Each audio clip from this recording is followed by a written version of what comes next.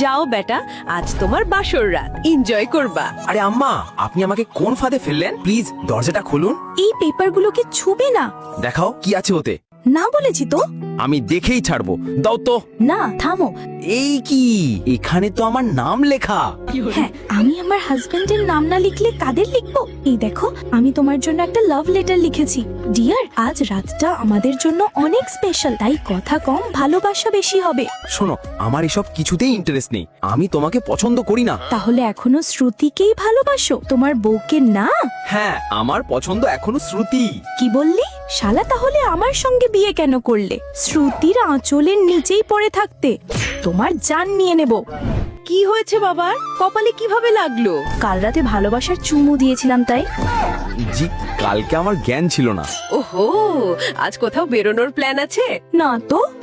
হ্যাঁ, আমরা তো আজ মুভি দেখতে যাব। ঠিক আছে, 5 মিনিটের মধ্যে মুভি শুরু হবে। চলো রিয়া, তাড়াতাড়ি চলো। আর ওকে ভালো মন্দ খাওয়াবে। ওই শুনছো, গাড়ি থামাও।